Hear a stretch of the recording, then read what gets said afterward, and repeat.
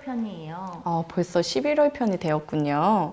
11월은 추억 만들기 매우 좋은 달이에요. 날씨도 선선하고 아이들도 모두 친해져 있죠. 엄청 친해져 있죠. 모든 활동이 즐겁습니다. 선생님과도 많이 가까워져서 문제죠. 너무 가까워져 있습니다. 무슨 소리예요.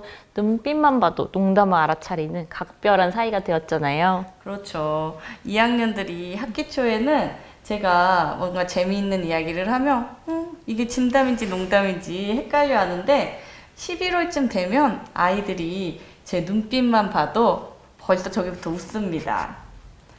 11월에 할 만한 이벤트가 뭐 있을까요? 가을은 식물 관찰하기도 굉장히 좋은 계절이에요.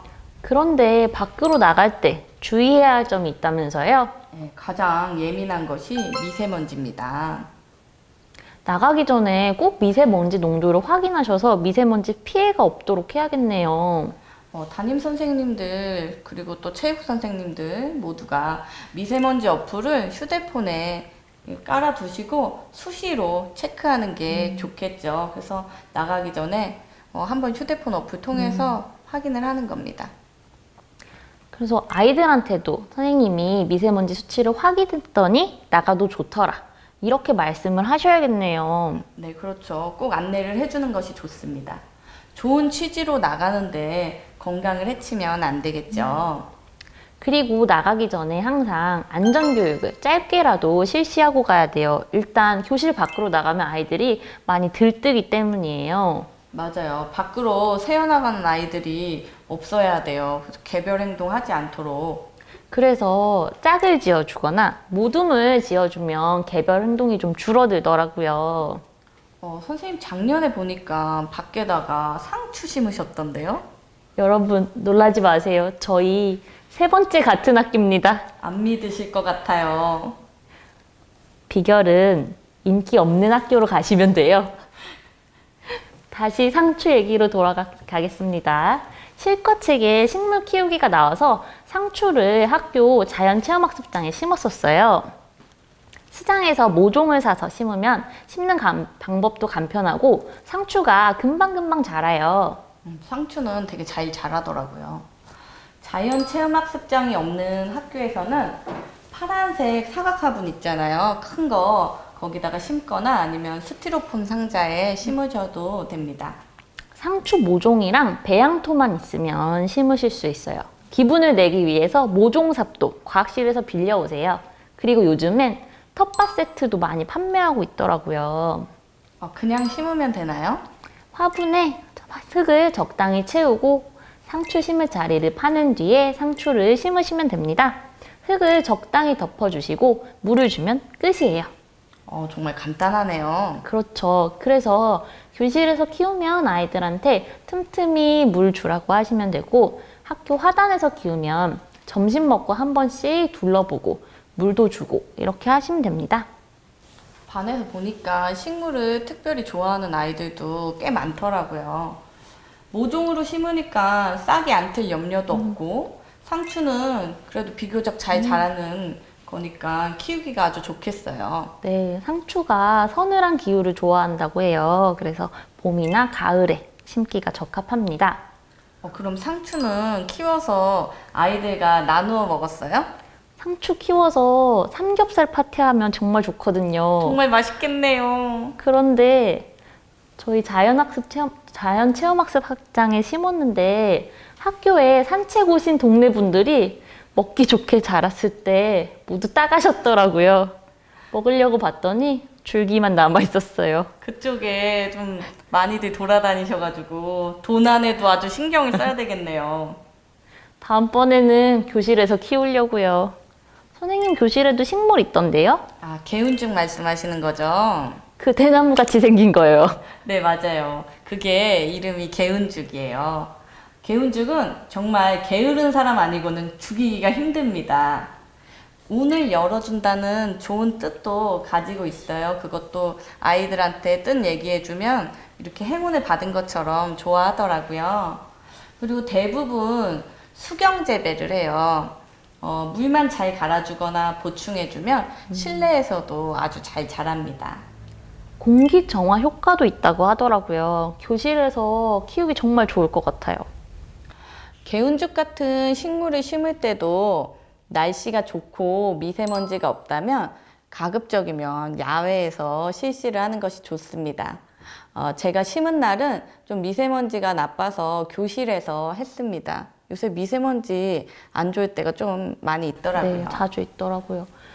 그리고 요즘에 개운죽 심기 세트도 많이 팔더라고요. 그거 사서 심으면 좋을 것 같아요. 근데 그거 엄청 금방 심지 않아요? 그래서 개운죽은 좀 심는데 엄청 빨리 끝나요. 그래서 개운죽에 애착을 갖게 하는 시간이 필요합니다. 개운죽을 심고 자기만의 개운죽에 이름을 지어보라고 해요. 그리고 개운죽을 동생이나 애완동물처럼 이렇게 가족같이 개운죽을 생각하라고 합니다. 그리고 이름도 예시를 선생님이 다양하게 들어주는 거예요. 그리고 그렇게 하면 아이들이 정말 이름을 창의적으로 잘 짓고요. 또 개운죽을 심기 전에 실가 교재에 나오는 식물에 관련된 거를 쭉 수업을 하고 진행을 하면 이론과 실기가 함께 진행이 되기 때문에 아주 유익한 시간이죠. 그리고 꼭 선생님도 하나 같이 키우는 거예요. 아이들만 주는 게 아니라 이건 선생님 거야 이렇게 얘기를 하는 거죠. 선생님도 같이 키우면 아이들도 저절로 애정을 가지고 따라서 키우게 되겠네요. 저는 평소 강아지를 키우고 싶은데 집에 반대가 너무 심해가지고 키우지 못하지만 꼭 나중에 애완견 이름을 살구라고 짓고 싶어서 그래서 개운죽 이름에 살구를 넣었습니다. 그러니까 저희 반 아이가 너랑 같이 살고 싶어 이런 얘기 하더라고요. 이렇게 아이들한테도 설명해 주시면 좋을 것 같아요. 개운죽 이름을 붙일 때는 21칸 라벨지를 활용하셔서 거기다가 네임펜이나 매직을 활용해서 이름을 적고 바로 붙이시면 좋습니다. 그리고 아이들에게 사전에 그런 화분을 꾸밀 수 있는 스티커도 가지고 오라고 합니다. 그러면 그런 스티커들로 아이들이 장식도 하고요. 그리고 자신이 평소에 다른 사람한테 듣고 싶은 말을 화분에 써서 붙이라고 해요. 그런 말이 써 있는 스티커들도 있고 없으면 직접 써서 붙이는 겁니다. 그래서 그런 말을 써서 붙이라고 하고서는 선생님이 이제 개관 순시를 하는 거죠. 아이들 하는 활동을 가까이에서 보면은 그 아이가 듣고 싶어 하는 말을 보면 그 아이의 특성이나 현재 상태, 그 마음까지 좀 읽을 수 있어서 짠해지는 때도 있었어요. 그래서 아이들이 듣고 싶다고 써놓은 그 말 있잖아요. 그거를 잘 보고 이제 선생님이 자연스럽게 평소에 그 아이에게 그 말을 해주는 겁니다. 눈치채지 못하게요. 그러면 식물처럼 아이들도 잘 자랄 거예요. 선생님 시범 보여주세요.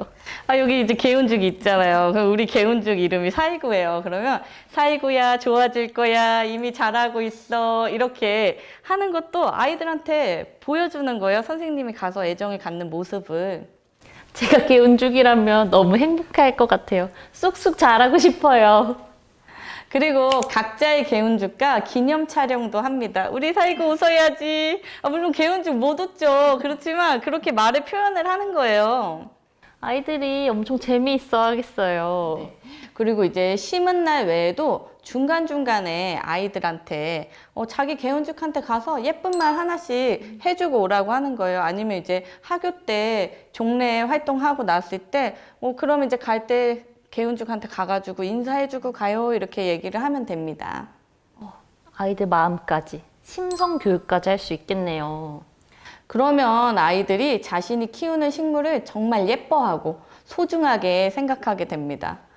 저희 반 아이는 음악을 지어가지고 들려주는 아이도 있어요. 직접 반주하고 이런 건 아니지만 그냥 자작곡식으로 해가지고 가서 노래도 불러주더라고요. 얼마나 애정을 가지고 있었으면. 역시 그리고 심는 것보다 돌보는 게 훨씬 중요하잖아요. 네, 아이들의 예쁜 말이 식물을 잘 자라게 하고 선생님의 예쁜 말이 아이들을 잘 자라게 합니다. 식물도 키우고 마음도 키우는 야외 수업 되세요.